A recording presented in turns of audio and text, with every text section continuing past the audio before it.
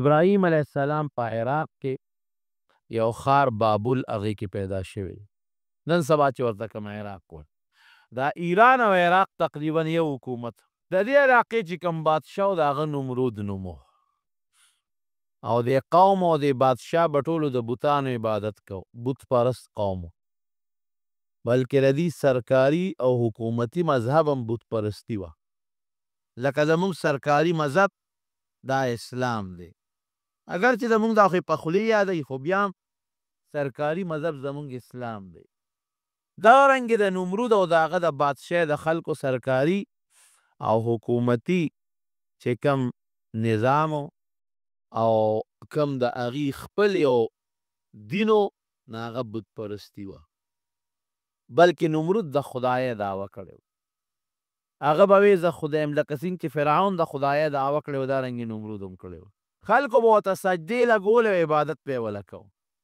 او دې نمرود واړه واړه بوتان په خپل شکل جوړ کړي هغې قومونو له ورکړي هر یو قوم د هغې نه ډیزاین به جوړه او خپل کور کې به یې ساته او هغې ته به یې سجدې لګولې ابراهیم علیه السلام متعلق قرآن حکیم کې الله فرمایي ولقد آتینا ابراهیم رشده من قبل وی موږ د ډېر مخکې نه دې لا ماشوم او رکوټ و چې ده له موږ په خوله کې هدایت اچولو حق او باطل یې پېژنده هدایت دې ته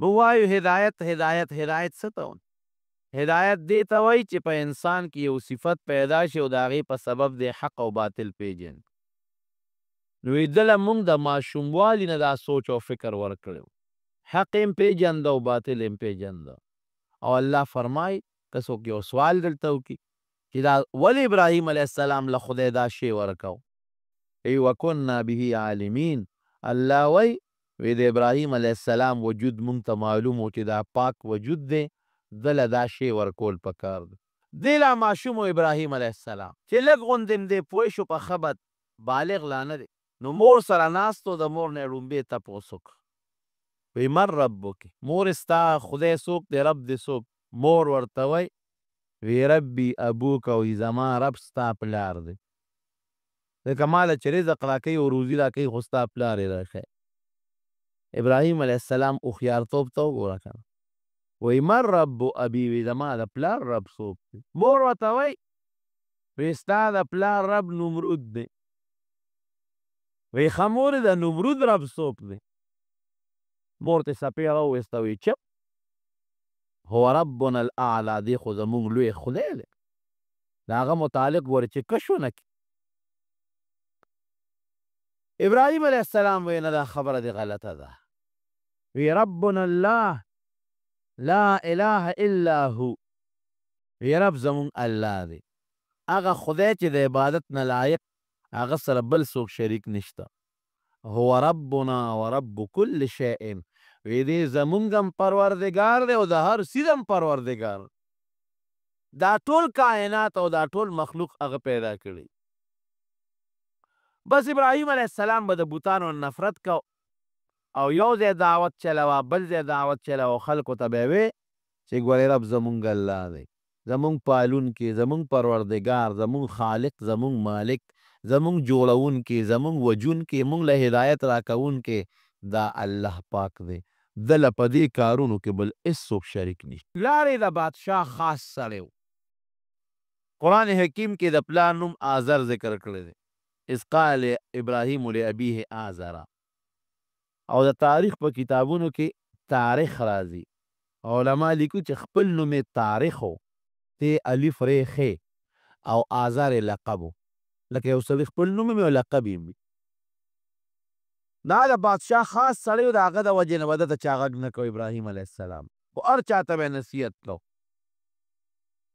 یو ځل به قوم نه تپوس وکړو ستوری ښکارېده د شپې وی دا ستوری څوک دی وی دا هم ستاسو رب دی هغوی به ستورو کې چا به د ستورو عبادت کو چا به د نور کو چا به د سپومۍ کو هغوی وی او بلکل دا زمونږ رب دی ناستو قوم ته یې نصیحت کو وی که رڼا راخطا شوه د سهار هغه ستوري غایب شي وی څه شو ستاسو هغه خدای وی خو پرېوته او انی لا احب الافلین وی چې کم خدایان پروزي یو وخت کې رڼا وي او بل وخت کې نی امینري پکار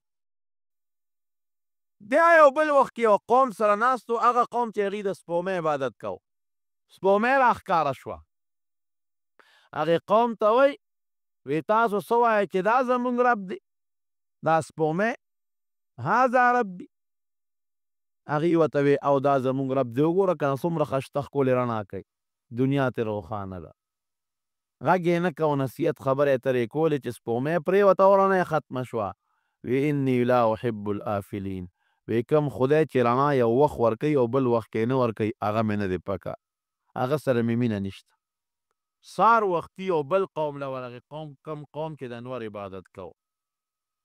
نور راوخت فلما رأى الشمس بازغة قال هذا ربي. نور راوخت، هغې ته وی دا رب دی. هغې وی او هذا اکبر، دا خو ډېر لوی خدای دی. د دې ټولو رڼا خو د دې نور نه حاصله شوې ده. چې ماښام شو بیا وله راغی، وی خدای هم څه شو، وی پرېوت. وی کوم شی چې پرېوځي هغه خدای نه. دې قوم ته نصیحت کو په یو طریقه باندې، پلار ته نصیحت کړی، مور ته نصیحت کړی، قوم به ورسره مقابلې کول. پلار یې بوتان جوړول، بلکې د بوتانو ډیزاینونه به یې جوړول، ډېر زیات ماهر و په دې کې. چې بوتان به یې جوړ کړل نو ابراهیم علیه السلام له به یې ورکړل، وی بچې دا 100 بازار کې خرڅ کا. مطلب به یې دا و چې له ده ورسره لږه مینه پیدا شي. نو چې پلار به یې لګیا و، بوت به یې جوړه، هغه سولې او سټک به ورسره و، په هغې به یې وله پوز او سترګې جوړو، دی به ورته خوا کې ناست و. چې هغه به هغه سویل له ټس ورکړه، ده به سویل له دیکه ورکړه. چې دیکه به یې ورکړه، هغه خوار به پرې خواري کړې وه، پوزه به یې جوړه، ولا ټوله پوزه ماته کړه. نو بیا خو بوت بېکاره شي.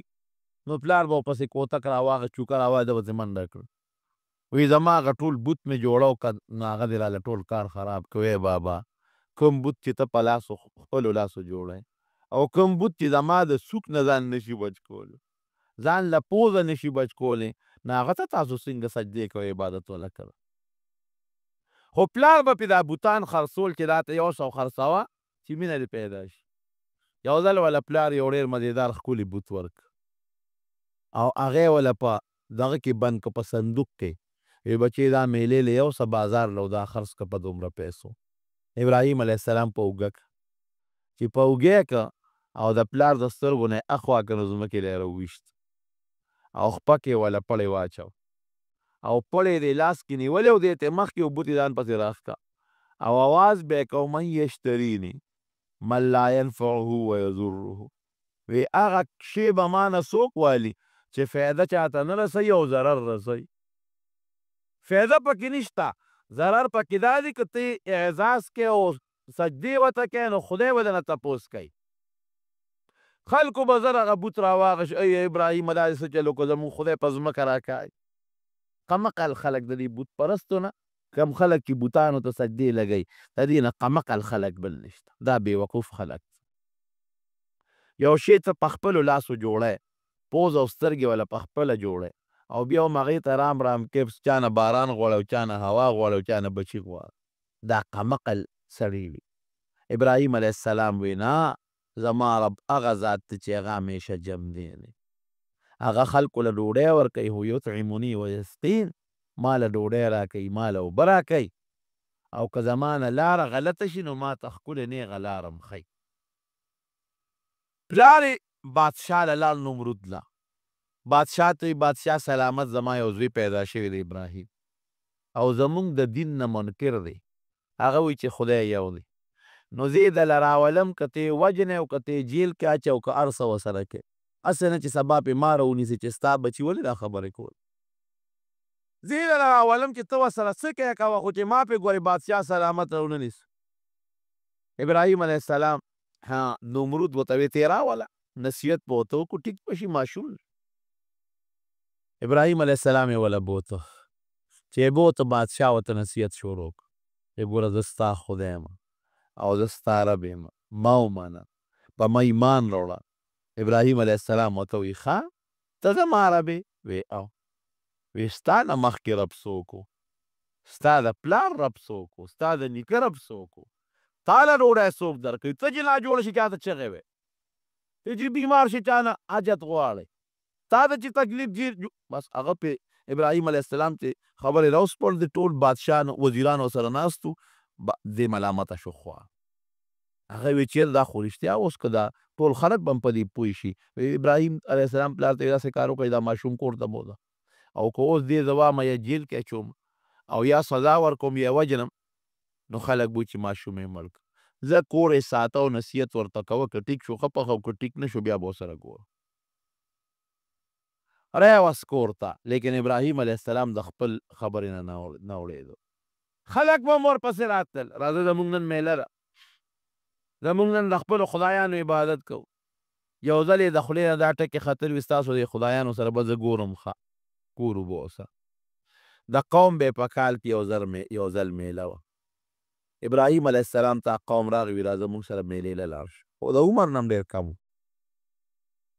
ابراهیم علیه السلام ورته وی چې زه جوړ نه یم بیمار یم د ظاهري بیماري نه یادوله سړي په دماغو چې بوجي دا د دې نه هغه ته بیماري بله نشته او د هغه په دماغو دا ډېر لوی بوج و چې دا ټول قوم کافران دي او شرک او کفر کوي دا ولې بې لارې دی په ذهن یو ډېر لوی بوج وی زما طبیعت ټیک نه دی زه بیمار یم خو د قوم به یې دا عادت و چې دوی به کله میلې له د ښار نه بار وتل بادشاه به هم ته وزیران به هم تلل مضبوطه میله به وه نو دوی به دا چل وکړه چې دوی به یو لوی عبادت خانه او مرکزي د بت پرستۍ یو لوی اډه وه ډېر بوتان و پکې شاهي محل کې دننه نو هغوی به دا چل وکړه چې خوراکونه به یې راوړل او د هغه بوتانو مخکې به یې کېښودل میوې به یې راوړی هغه به یې ورته کېښودې او ټول قوم ښځې نر ماشومان واړه لوی ټول به میلې له لاړل نو چې بیا به رالل نو دا به د بادشاه لوی دعوت و هغه ټول خوراکونه به یې راوایستل بادشاه به هم ناست و خلک به هم ناست و هغه به یې خوړل دوی چې سین میلې له لاړل هغه خوراکونه یې راوړل او د هغه بوتانو د خدایانو مخو ته یې کېښودل ابراهیم علیه السلام تبرګې راواغېست هغې خو میلې لاړل ته موقع خالي وه ګرندې دروازې یې ماتې کړې او پرې ورغی چې ورغې قرآن حکیم کې الله فرمایي اوس د هغه بوتانو مخې ته خوراکونه او میوې او څیزونه او سامانونه پراته دي نو لاول خو ورته ودرېد وی الا تاکلو وی دا خوراک هم مخکې پروت دی دا نه خورئ بېخموز هسې ورته بټ بټ سترګې راوړي دي او اړو ګوتې وله نه وروړه او بیا قرآن حکیم کې الله وی شروع یې پرې وکړه د چا نه سر په تبر وهه او د چا نه لاس وهه او ټوک په دې منځ وهه ټول یې ټکوسه ترې کړه ټوټې ټوټې یې کړه خو هوښیار و قرآن حکیم کې الله وایي موږ په ماشوموالي کې پویه ورکړې وه نو هغه تبرګي یې راواخېست او چې کوم پکې غټ بوت و مشر د هغه اوږې ته یې وې ځان ته او راووت دی دې خو لاړ ښه په ارام کور کېناسته او چې دې خو قوم د میلې نه راغی او په خوراکونو ورغې چې ویې کتل نو په ټولو غورو مرو او په پلیټونو کې ورته د خپلو خدایانو د بوتانو هډوکي پراته دي دکرې ورته پرتې دي فوراً یې بادشاه له رپورټ ورکړه چې صاحب زموږ خدایان خو ټول چا بېغمه کړي خدایان هله ټول چا ټکوسه ترې کړي دي ټوټې ټوټې پراته دي بادشاه غوسه کې راغی ښه دې کې خو د بادشاه تصویرونه د هغه ډانچې په خپله مې د نومړو من فعل هذا بآلهتنا دا چا کړي قالوا سمعنا فتى يذكرهم يقال له ابراهیم یعنی یو هلک دی زموږ دا خدایان په بدو یادوي هر وخت ورپسې بدې ردې وایي ابراهیم یې نوم دی ممکن ده چې دا همغه کړی نمرود وی راوالی معلومات ترې کوو ابراهیم علیه السلام یې راوست کې راوست انت فعلت هذا بآلهتنا یا ابراهیم زما خدایانو سره دا لوبې تا کړي دي دا تا کړي دي اوس ابراهیم علیه السلام که ورته وي چې یو کړي مې دي خو جګړه جوړوي کوی نه مې دي کړی دروغو کې راځي ډېر مزېدار او خسته جواب ورکوي د هغې د چپکولو دپاره ورته وی بل فعل کبیرهم هذا فاسألوهم ان كانوا ينفقون خدایم بې خو باسه ټوپک چې چا سړي مرګ هغه کوي ما سره ته تشتور یم تبرګي چې د کوم بوت په غاړه کې ویزان دی دا ده کړي وي دا چې ته دا پلار یې غوسه شوی دی او دا بچي ټول راګیر کړي دی ووالي تاسو خو نه وی بابا غوسه شوی دی او ته به یې ګوره په اوږه کې ویزان چا سره چې وستی نو کار خو هغه کوي لوبه ده کړې ده وسله تبرګي د ده په اوږه ویزان ده هغې یو بل ته وکتل چې خدایه دله اوس څه جواب ورکړو یو ته ګوري بل ته ګوري. ابراهیم علیه السلام ته فاسألوهم ان کانوا ینطقون، تپوس ته وکړئ که نه دا خو ستاسو خدایان دي، تاسو کارونه پوره کوي، نو معلومات ته وکړئ چې چا والی یې. هغې ورته ویل دی خو خبرې نشي کولی. وی خدای م تباه که نو چې ځان د بل د غزار نه نشي بچ کولی، خبرې نشي کولی، غزار نشي کلولی، نو تاسو له به خیر د کمې درکړي. بس بادشاه حکم وکړي د جیل کې واچوي. دوی موږ نه پرېږدو. ابراهیم علیه السلام ورته ما سره خو لا اول مناظره مقابله وکړه بیا چې څه خوښه یې کوو. وایي څه وی ستا څه سوچ دی؟ وایي ستا خدای ته بل خدای شته؟ وایي او زما بل خدای. وایي څه کار کوي؟ وایي هغه وژل کوي. الذي یحیی و یمیت، څوک وژني څوک مړه کول کوي. نمرود ورته وایي که دا کار ما وکړو نو بیا وایي ته نشې کولی دا؟ که وایي زه هم کولی شم. یو سړی یې راونیوه او مړ یې کړ. وایي دا خو ګوره جمدی دی که نه، او دا دې ما مړ کړ. او یو بل سړی جیل کې د 500 کم پې ختلی و، هغه یې راواخېسته. وایي ځه ته مې برې کړه پرې مې ښولې. وایي دا مړو ما پرېښود ژوند مې وله ورکړ. دا هم قمقل و. لکه خدای پاک چې کوم مړ جمدی کوي نو هغه دا نه دی، خو جمدی دې پرېښوده جیل نه بهر، نو مړی دې کوم ځای جمدی. هغو چې سعودي نو خدای پاک یې واپس تا واچوي. خو خیر ابراهیم علیه السلام ورسره نور بحث ونه کړ. دی ورته وویل ښه ده ما رب یو بل کار ګوري چې تا هغه کولی شي. وایي څه کوي؟ وایي زما رب چې دی د مشرق نه انور راخیجوي او په مغرب یې غورځوي. ځکه نه که ته خدای نو تېره دې طرف نه راوخیجوه، په دې بل طرف یې وغورځوه. فبهت الذي کفر والله لا یهدي القوم الکافرین. الله قرآن حکیم کې فرمایي بس دقه ځای چپ شو، دا کافر غلی شو. ځکه دا جواب په ورسره ونه، دا خو یې ویلی نه شو چې ودرېږه د انور زه راخیجومه، دې بل طرف نه یې راخیجومه. بس غلی پاتې شو. بادشاه پوه شو که دا ابراهیم علیه السلام اوس دله زه سزا ورنه کړم او دې پرېږدم، خو دا ټول خلک کیدای شي زما د خدای نه څه به انکار وکړي، د نورو خلکو عقیدې راته بل شان نه شي. نو اعلان یې وکړ، وایي دې به سوده جیل کې یې واچوی او داسې سزا به دله ورکوم چې په مخ د ځمکه داسې سزا هېڅ چاته هم نه میلاو شوې. د ښار نه بار یې اور بل کړ او اعلان یې وکړ. بادشاه مکیار و، وایي دا زه د دې ابراهیم نه د هغه خپلو خدایانو انتقام اخلم. نو د چا چې په دې بوتانو باندې ایمان دی په دې خدایانو، هغې دې لاړ شي او ګېډۍ خشاکونه دې راوړي او دې غورځوي چې ابراهیم علیه السلام پې اصول و. خلک به تلل او د برکت دپاره چې د خپلو خدایانو بدل اخلي، ګېډۍ خشاکونه به یې راوړل. یو لوی میدان کې دومره خشاک جمع کړ چې په ګزونو نه چې ډېر لوی میدان یې د خشاک نه ډک کړ. او یو ورځ یې مقرر کړه په هغې کې ابراهیم علیه السلام راوویسته او اور یې ورته ورکړ. هغې چې کومې غرغندې وکړې دوی له چل نه ورته چې اوس ابراهیم علیه السلام پکې په کومه طریقه ورغورځو، ولې هغې ته څوک نږدې کېدی نه شو. ابراهیم علیه السلام خو داسې په خپله نه ورته، دوی به ورغورځو، څنګه به پکې دی ورغورځو. ځکه ډېر لوی اور دی او د هغې غرغندې داسې اسمان دی نیمې ته ډېر اوچتو پورې تلې. شیطان د انسان په شکل وله راغی، هغه ورته چل وښو، یو ټال جوړ کړی او په هغه ټال د ابراهیم علیه السلام کېنوی او هغه ټال له جوټه ورکړی. نو چې دا ټال اوچت شي نو دا پړی پرې کوي نو دې به سره د ټال نه د هغه جهنم د اور دې منځ ته ورغورځوي. ټال یې وله جوړ کړه د لویو لرګو. ابراهیم علیه السلام یې پې کېنه او دې وخت کې د ابراهیم علیه السلام عمر ګورې 14 کاله دی. دې نه اندازه ولګوئ چې څومره د لږ عمر و چې د خپل قوم سره مقابله شروع کړې. ماشوم بچی دی که د 14 کالو په عمر کې خو بادشاه اور ته غورځوي. نو چې د څومره وخت نه به د نصیحت شروع کړی او دعوت به یې شروع کړي د خدای د یووالي او د کفر او د شرک مقابله. لکه الله قرآن حکیم کې فرمایي لقد آتینا ابراهیم رشده من قبل، وایي موږ ورته مخکې نه په ماشوموالي کې هدایت ورکړو. دې په ټال کېنه او کله یې ټال اوچته او ټال نه اوچتېد، هغې ټال راکاږي او ټال نه اوچتېږي. ابلیس وله راغی هماغه په هغه شکل لکه تا خو موږ سره ټال چلو خو دا ټال نه اوچتېږي. زور خلک ورکوي یا فرشتو کلک نیولی چې ونښود. ابلیس خو پوهېده، هغه وی داسې کار وکړی چې سرتورې ښځې راوله چې سرونه یې ښکارئ او هغې دلته ودروي چې هغې ګډا شروع کړي. نو دې به په خپله دا ټال به بیا چې دیکه ورکړی روان به شي. ښځې یې راوستې چې جینکۍ یې راوستې او د هغې سرونه یې سرتور کړل نو چې ټال دی ګوتې یو ټال روان شو. دا ولې وروڼو دا د دین مسله ده چې کوم ځای کې پیغلې جینکۍ وي سرتور هلته د رحمت فرشتې نه ټینګېږي. د رحم فرشتې قطعا هلته نه راځي. د خدای فرشتې لاړې شي کوم ځای چې تصویري، کوم ځای کې چې ګډا کېږي، کوم ځای کې چې د ښځې سرتوري، هلته د رحم فرشتې ګورې بلکل وي. د ښځې دپاره سرتور کول دا ډېره لویه ګناه ده. د ګناه نه ګورې ځان ساتئ، زنانه هم خپلې پوه کړئ چې سر هر وخت د زنانو پټي بلکل چې سرتوري باید زنانۍ چې کور کې نارینه وي نو سر لا بیا هم پټی او چې نارینه نی نو بیا سرتوري.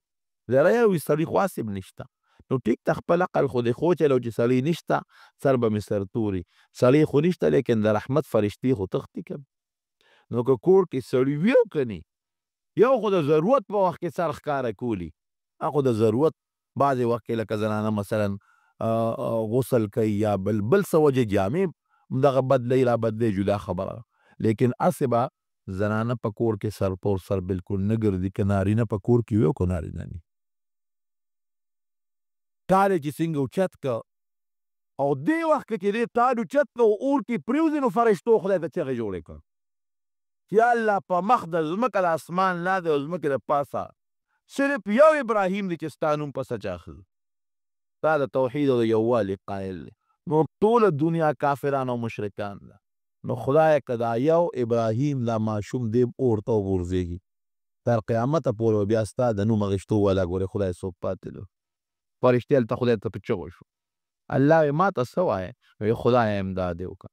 وی تاسو یې کولی شئ؟ وی او خدایه وی د تاسو ته اجازت تاسو امداد وکړئ خو یاره الوته ووایئ که ستاسو نه امداد غوښته نو بیا وله وکړئ چې دې په ټال کې نه اوچتۍ فرشتې راورسېدو.